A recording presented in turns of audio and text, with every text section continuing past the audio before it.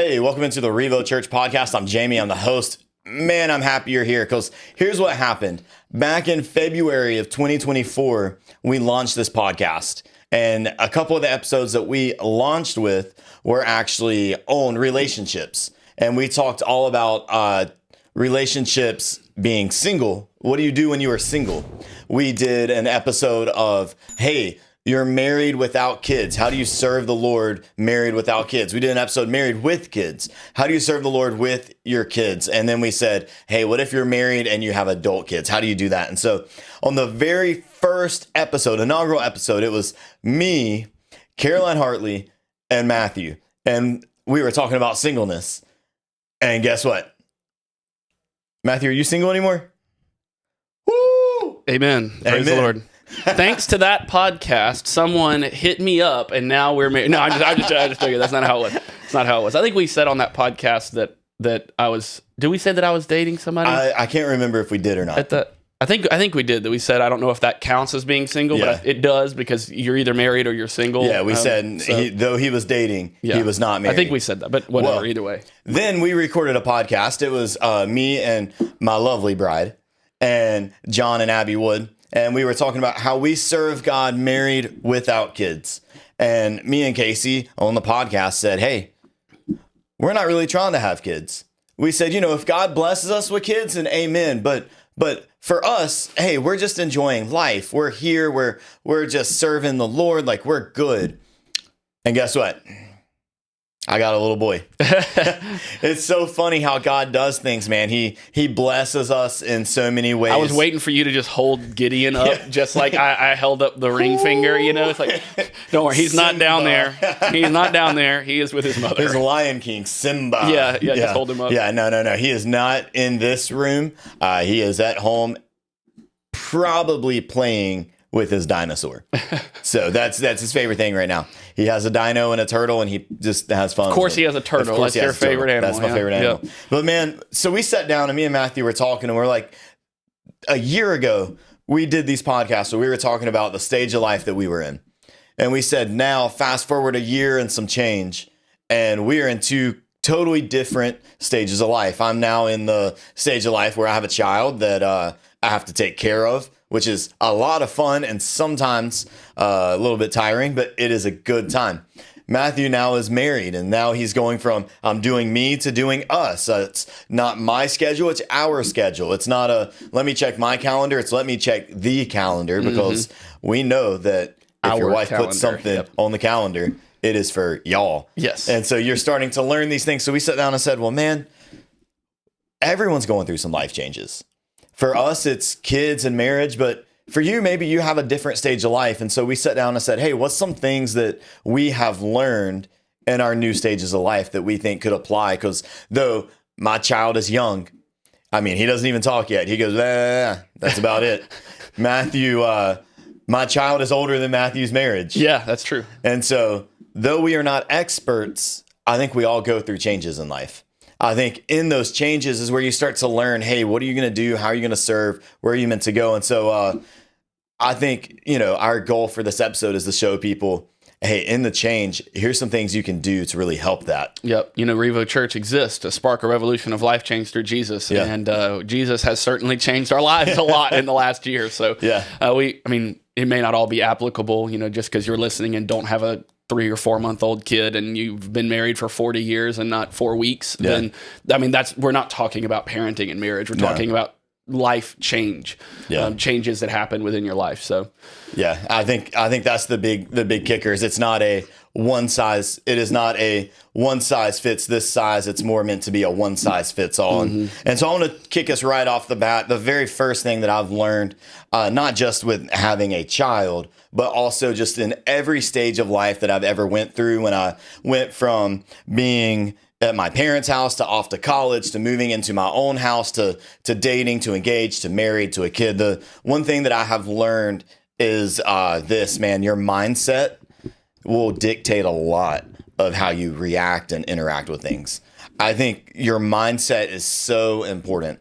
What do you mean when you say mindset? What do you mean? Like the way you're thinking or how you're going into it or what when you say that, what do you mean? When I'm saying your mindset, I'm saying quite literally the way you think about things and then the way you go into something. So if you go into something expecting it to be bad, it's going to be bad. If you walk in to go watch the new Marvel movie with the expectation that it's going to be terrible, guess what? You're probably not going to like it. You're probably not going to like it. But if you walk in saying, hey, I know Endgame was the best and it's all been not as good, but it's going to be good, guess what? You're probably going to have a good time in the movie theater. Yeah. The same is true. Here's what I've learned about having a child. They don't sleep very well. They will wake up in the middle of the night, and guess what? You got to wake up in the middle of the night. They're going to use the bathroom in their diaper, and then you're going to change their diaper, and then they're immediately going to use the bathroom in the diaper, and you're going to have to do it again. When you're holding them and you're getting ready for the bath, at least with a little boy, guess what happens when you're transitioning him from his changing table to the bath? He's probably going to pee. On you. Yeah. On you. And so when you go into it and you're like, man, this is going to be terrible. I'm never going to sleep again. This is going to be so hard. You start to get so bogged down in this almost pit where instead, if you step back with your mindset and say like, wow, like my child wants me to hold him and rock him to sleep. It's funny that you bring that up because I hadn't even thought about this until you were just talking about it. But literally, my wife and I were thinking about this last night. We were just talking about kids in that same vein of like, why is it? And I was thinking, why is it that parents, when they're talking to people that don't have kids, and children are supposed to be a blessing from the Lord, and the parents love their kids more than anything in the world, why is the only thing they talk about how bad it is? Yeah. Like in so many ways, like she and I are looking at it going, this is going to be horrible. Like we're terrified. It's like, no, you shouldn't. Like, I mean, yeah, it's going to be really hard and uncomfortable. And I mean, you're the now expert on newborn babies. Yeah, exactly. You know, like you're living it. You're in the middle of it. But like, why then when parents were talking to other, and we were talking about it with like specifically childbirth, like women will tell like these horror stories to single girls or to women that don't have kids. And they're like, do I even want to do this anymore? And then they look at you and be like, so when are you doing it? Yeah, so when are you going to have that horrible experience happen to you? Yeah, it's like, no. I don't know if I want to. We want to have a good, positive mindset going into these things and expect God to bless us and expect it to be a good thing, especially when he's promised that it's going to be a good thing, or that children are a blessing from the Lord, or that marriage is a good thing, or whatever life stage. You know, it's just those two things that we're experiencing. But I mean, there's a million things like that. And I think when you go into it with the mindset of saying, hey, this isn't a terrible thing. This isn't you know what, it's going to be different. We went into it, me and my wife, we do a lot of things. She's a PhD student at Wake Forest. I serve I work at the church. We lead our groups. We do student ministry. We do all these different things. We try to hang out with family. Hey, come meet me on the disc golf course. I might beat you. Probably not. Like we do all of these things. And we said, when we have a baby, it's going to be tough. But we also said, we know that God's going to bless it. We also said that, you know what, though it's not in our immediate plan, we know that God has a good plan. So we're going to lean into that plan and we're going to find the joy in it. And so I think, man, when you hit a new life stage, whether it's a baby, whether it's marriage, a new job, a new situation, you're moving into a new place. If you go into it with a negative view on everything, like, of course it's not going to be good. But when you go into it saying, well, man, like, I can't wait to see how God uses this. Yeah. I can't wait to see. I think about the book of Philippians, where Paul tells us in Philippians 2:8 to remember whatever's good, whatever's lovely, whatever's pure, whatever's commendable, whatever's worthy of praise, to think on these things. To think 4:8. Yes, 4:8, not 2:8. Yeah. He said, when you do these things, we are called to focus on the good, because there's so much negative everywhere. Like, negative is everywhere. What is it? Misery loves company. Yeah. Right. And so there's so much negative everywhere. So for us, like, the very first thing when we're thinking about new stage of life, man, I think just your mindset, what you're focused on, I think will change your entire experience. Because, like, at least with a baby, what I've experienced so far is, it's hard. It's tiring. If we have to be somewhere at 9, we got to get ready at 7:30 to be there instead of 8:30. Like, our timing has changed. We can't just go work out at 10 p.m. like we used to. Like, our situations and what we do are changing. But man, when we go into it with a good attitude, like, the way God changes your mindset is so important. So I think, man, right off the bat for me, Matthew, that was one thing that I learned was, man, my mindset needs to be different. I mean, I think building off that, like, it's not even just that we're trying to be unrealistic about things or fake positivity or say like, right now it's really popular to talk about positivity and just be positive and bring positive energy and whatever the heck Good that vibes. means. Yeah, like that's not really what we're talking about as much as it is seeing things from the biblical point of view, like what you talked about in Philippians chapter 4. Also in Philippians chapter 4, rejoice always. Always, not sometimes, rejoice always. And there's ways to do that even in hard, sad, bad times. I think about the verse in Hebrews about Jesus going to the cross for the joy that was set before him. And it's like, that's not a joyful experience by any stretch of the imagination. It's the worst thing that has ever happened to any human that has ever lived. But yet he went for the joy that was set before him. And when Paul's talking about marriage, in Ephesians chapter 5, he tells husbands to love the wives as Christ loved the church, gave himself up for her, right? Dying on the cross. And why did he do that? He went for the joy that was set before him. And oftentimes in Christian circles, at least, marriage is talked about to men like, oh, get ready. This is the end of your life. It's about all downhill from here, you're about to have to die. And in a way you are. You're dying to yourself and you're serving and you're sacrificing. You're loving your wife as Christ has loved the church. And one of the things that, we're 4 weeks in, okay? So so I am not saying I'm an expert by any stretch of the imagination. But one of the things that I've tried to have a mindset to talk about the way that you started it, at least at the beginning, and I want to continue this. And people, I can already hear the people that are older being like, "Oh, you're so young and dumb." And it's like, well, I'm not saying that this is how it's always going to be, but I'm saying this is what I want. I want to always have that mindset of serving another person, whether it's your wife or some random person or someone in your church or your family or small group or whatever. That serving them, I'm going to do and sacrifice for the joy of it. And that for the joy that was set before him, he died on the cross. So if that's the call to a husband, then when it's hard to do something, it's like, here's a really silly example. This morning, shout out to Divinity Whitfield for her wonderful cooking skills at the North Campus. She made these homemade carrot cake muffins. I'm not really a big carrot cake guy. Never been a big carrot cake guy. But I loved those things. They were wonderful. So shout out to Divinity for those. Great friend and great chef. And so we had a few of those that we were eating for breakfast. And there was one left. And I don't drink coffee every day. I only do every couple days. And this morning was a coffee morning. And so if my voice sounds like it's sped up a little bit, you're not listening on 1.5, it's the coffee. And so with my coffee, I'm going to have the muffin. And I've already grabbed it. And that's already sitting in my office with my coffee.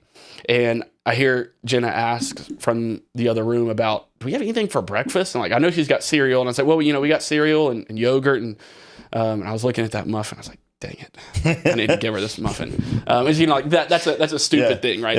I did give her the muffin. It's a dumb thing. But it's a small thing. It's like, I need to look at that instead of going, oh, this is such a bummer that I have to give up my muffin. It's like, nope, I'm going to do this for the joy that was set. And that's a simple mindset thing. It's silly and sounds dumb. But I think it really is an important shift to make where you're thinking in any frame of life, any situation, whether it's in your job, in your workplace, or whether it's in your church, whether it's in your home, thinking I'm going to sacrifice myself and serve other people and expect it to actually be fun and enjoyable. And so far, like in a multiple different situations and scenarios, serving her, and she even said the same thing when we were talking about this.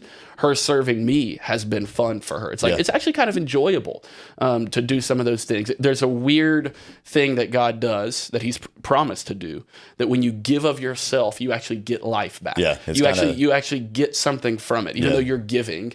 It's actually more blessed to give than to receive. It's crazy. So I think that's a simple mindset shift that we can make. I think our mindset is so key in just every area of life. Everything that you do, every place that you go, the people that you're with, like the way you go about the situation will impact your reality of the situation.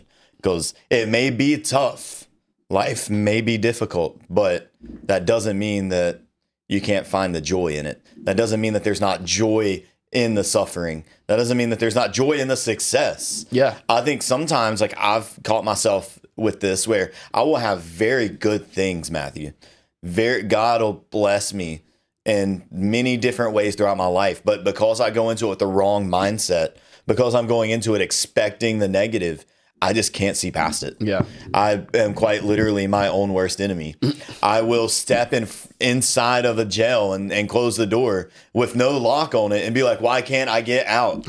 And yeah. Because I'm going into it with the wrong You're the one attitude. that walked in there and closed the door behind you. Yeah. I chose that. Yeah. But Matthew, what about you, man? What's something that when you look at different stages of life, what's something that you feel like is a big key component? Yeah, I would think one, when you're making a change, transitioning into something new, something that I've seen in rear its ugly head. So it's not like a positive thing in that sense, but I think it can be taken as a positive if we learn from it, right? Yeah. Hopefully you guys can, the best way to learn is not from your own mistakes, but from the mistakes of others so that you don't have to fail. Now, if you got to learn from your own mistakes, do that. But the best way is not fail on your own, but instead learn from somebody else's failure. So hopefully this will be helpful. But I was thinking about pride when you were saying, hey, let's talk about changes in life and its new stages and things like, especially I can speak from a man's perspective. I cannot speak from a woman's perspective because guess what? Not a woman, but I am a man. So crazy. I can speak from that perspective. So I can definitely say to all the dudes, all the men, pride is a massive enemy for men. And I don't just mean thinking you're good, but all sorts of pride, all sorts of ego, silly.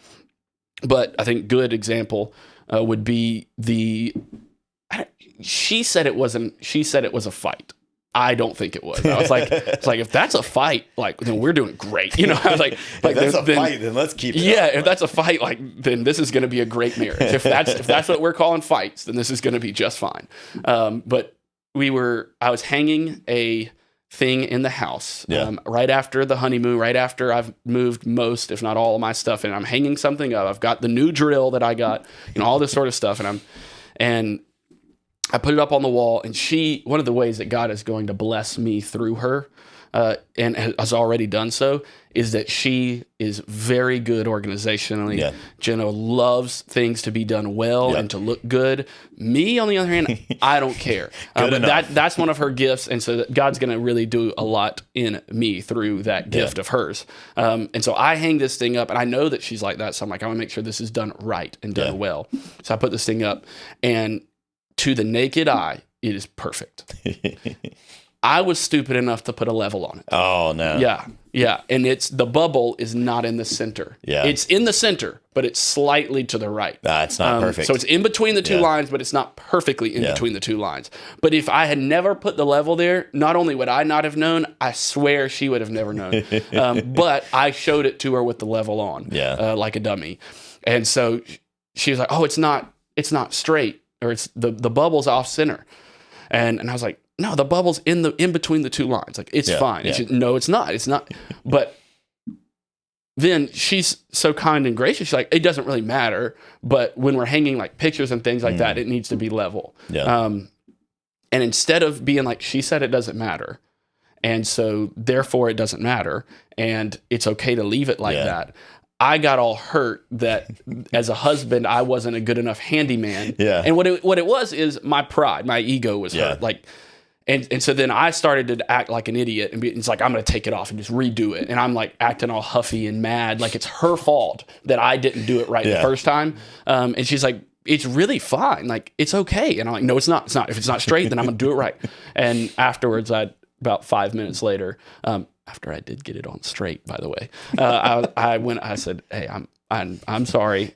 That was me acting like an idiot because of my pride. So I would tell men especially, but I think it's true for everybody, when you're going into a new situation, be super self-aware of how pride is lurking beneath the surface of everything that you do, wanting to protect you and protect Matthew, make Matthew look good, all that sort of stuff, and say, that is going to kill you and your relationships. And I don't mean marriage. That's one of them, but all of relationships. What is it that God told Cain? He said that sin is lurking outside the door. I think about that with pride all the time. Like it's just waiting for an opportunity to rear its ugly head. I think about the verse that talks about Satan as like a roaring lion seeking who he can devour, how he's crouching at the door. And I'm like, man, that is pride. Another way that we see pride creep in is if you're in a relationship, whether you're married, whether you're dating, whatever, I'll catch myself with this. Hey, learn from my mistakes, right? Is the whole idea, man, sometimes you feel like you're keeping score. Yeah, and your pride will tell you that you are doing more. Your pride is never going to say, man, they're doing more than you are. Your pride is always 100% going to say you're doing more. And so like, I've caught myself when me and Casey got married in the belief that I was doing more. I've caught myself now that we have a child saying, man, I'm doing more. She needs to pick it up because don't you see I'm doing this? And let me just tell you, like, as a husband and a new father, if you believe that you are doing more than your wife, number one, don't say it. Don't verbalize that. And number two, you better get on your face with the Lord and tell him to take that pride away. Because number two, you're not. Yeah. You will not. You cannot. Yeah. And so, man, like I think about it, I think pride will creep in and it'll make you believe that you are the best. It'll make you believe that you deserve it. You should. I think, man, pride is the root of every sin in our life because pride is us saying that we deserve it, that we can do it, that we are better. And so with every sin in our life, pride creeps in because it's saying, hey, what God said, we know better. Yeah. What God tells us to do, we know better. And so I think pride is something that if we can check that when we move into a new relationship, when we move into a new stage of life, whether it's going off to school, a new home, it's new relationships, new families, friends, children, whatever that may be, when we can check our pride and say, you know what, I'm going to live humble. It's almost like we are called to live a humble life. Yeah. Almost like Jesus tells us to be humble. I caught myself doing the same thing. Yeah. She and I have already had a conversation about that where it was in my heart. And so I didn't have to say anything, but I was like, hey, I just need to tell you that I feel like I was keeping score earlier today, and that's not how I want us to be. We talked about from the beginning, like even if my list of stuff that I've done over the past, years of working at this company or serving in this volunteer space or being in this marriage or whatever is actually longer, and I've actually done more. Then that doesn't matter. Like in a marriage, it's you're committing 110%. Like you're giving everything and more, and so like.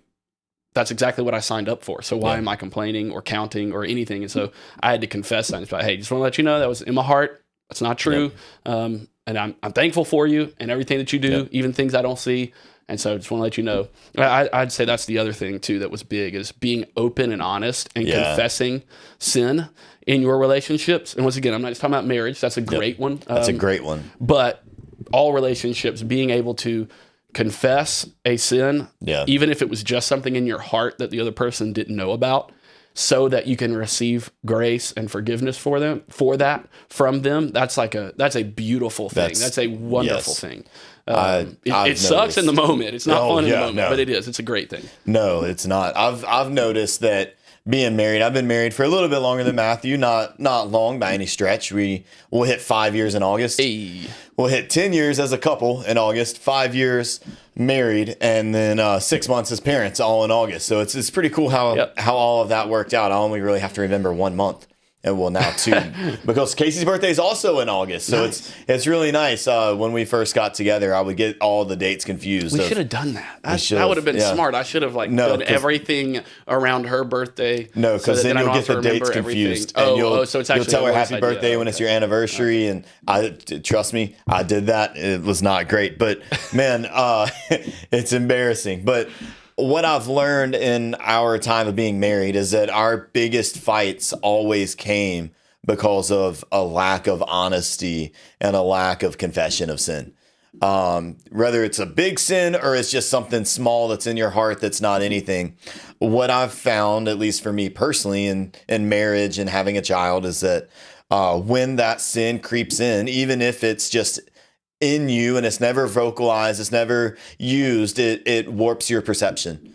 It will cause you to look at the other person with anger or disgust or despising or shame because you're the person that did it. And so you're looking at them and you start walking on eggshells around the house when they didn't do anything.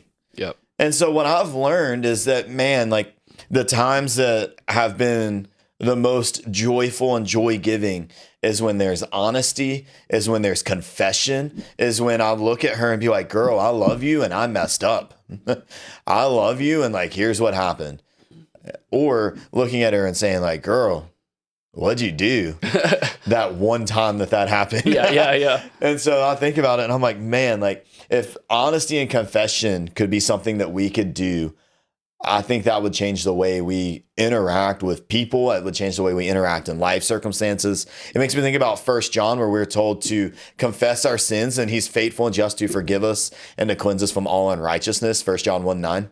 I think that if we could do that and start to do that on a personal level with God, because I think even as believers, we struggle even confessing our sin to God, which blows my mind, even though I do it too. But it blows my mind to think that like God knows. Just confess. Like he already knows. Like it's an easy no one. No point in hiding it. Yeah, no point in hiding it. And yet we do. And then I think, what if we got in the mindset of not just doing it there, but then also doing it to our spouse, to our kids, to our siblings, to our parents, to the people in our life, our friends that are affected by it. I think that would change the entire way we interact with new situations. Yeah, because I mean, receiving forgiveness and grace from God is wonderful. Yeah. Because he has the power to smite us and destroy us in his wrath. And so like that goes without saying that that's a wonderful blessing. But we get a tangible experience of what that's like whenever someone else that you have wronged and you know you've wronged them and they should be mad at you and maybe they are upset or disappointed. Yeah. But instead of holding that against you and or holding it over you, they instead forgive you. You get to almost re-experience that first experience of the gospel when you realize Jesus died for you and now your sins are forgiven. You get to re-experience how wonderful that is. So confession's not just an avenue of like, oh, make myself feel better, but it also like, it feels amazing to receive grace and forgiveness from someone when you don't deserve it. And yet they're actually gracious and forgiving. It's just it's a huge gift, wonderful blessing from the Lord that he gives us people like that will do that. And I think that ties into, I think also not only do we, when we are in those scenarios, need to be honest and confess, but I think also we need to be people that are quick to forgive. Yeah. If we are in the opposite situation, if we're not the one that did the wrong, but we are the one that are being confessed to, man, we need to be quick to forgive. I think about it, Jesus said how many, he was asked how many times do we forgive? And he said 70 times 7, which essentially means every time. Every time someone confesses, you are called to forgive, and he brings back why? Well, because that's what our Heavenly Father did for us and does for us. And so, man, we need to be quick to forgive. But one thing that I think really affects life circumstances, it's really affected mine in the recent, but also I know like new marriage, it affects you. I know that even just interacting with different people, it affects is this. I think communication. I think communication is one of those things that is so important. Having a new child, I've noticed that for me and Casey, when he's awake, we are focused on Gideon. Like when he's awake, we are taking care of him. We are playing with him. We are making sure that he has all the needs that he has. Like I'm under the mindset that if I'm in the room, I don't want him to cry. As dumb as that sounds, because I know that babies just cry. And there's sometimes things you can't do. But me and her are both under the mindset that when we are with him, to the best of our ability, we don't want him to cry. Which then means that we're not able to just sit and communicate. We're not able to talk. And so what I've learned is that for us to be able to be good parents, but also be husband and wife, we got to have good communication. We got to be able to talk. We got to be able to be upfront. If there's something happening, we need to talk about it. We can't just sweep it under the rug, passively tiptoe around. We need to just talk about it. Yeah. But also part of communication is, man, like our calendar. I got to be so diligent about putting things on the calendar and telling her about it. That way she knows that like I'm in the room recording right now. She needs to know that I'm here. That way she's not counting on me later to do something. Like just little things like that. But it breaks into every avenue of our life. If we can become people that are good communicators, not communicators in the sense like you can stand on stage and preach a message, but like good communicators in that the people you are around, you can talk to them and be open with them and share with them and have that level of intimacy with them, man, it's going to be a game changer in every avenue of your life, every life stage, every change. It's going to be a game changer if we can be people that can learn how to just communicate well. For sure. And then that takes understanding people and understanding how they hear what you're saying so that, you know, as you relate to this person interpersonally, you can communicate well. I mean, we just spent forever talking about openness and honesty and the importance of that. So I don't need to hit that over the head, but I agree, man. Communication's key in so many facets of when things are changing, you need to be able to communicate with the things that don't change about the things that are changing. So you need to be able to communicate with, it's my husband or my wife or, you know, my kids, like they're the same, but now that we are considering adoption, now my 3 kids some things are really going to change for them.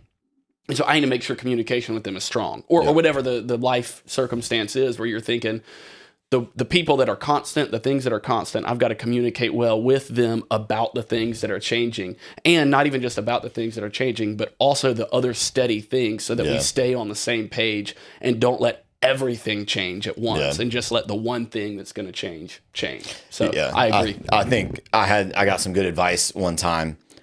When me and Casey first got married, I was told that, man, everything in your life is going to change.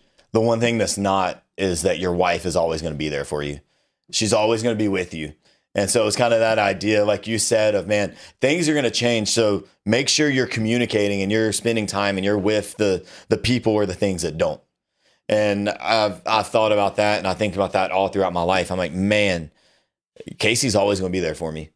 If I go and rob a bank, she's going to be there with me. She's going to fight for me, knowing that I did the thing. And so I think about it, I'm like, man, like, I need to communicate. And then, Matthew, I want to close with this thought. Yeah. I think the last thing that I've learned when life changes happen is this. I think when there's a change in life, whether it's a new child, whether it's a marriage, adoption, losing a job, gaining a new job, whatever your life stage is, whatever your change is, I think we need to look and find the moments of God's kindness in them. Because I think that in every stage of life, I think there's beauty in that God gives us good gifts. His word says that every good gift and every perfect gift comes from above.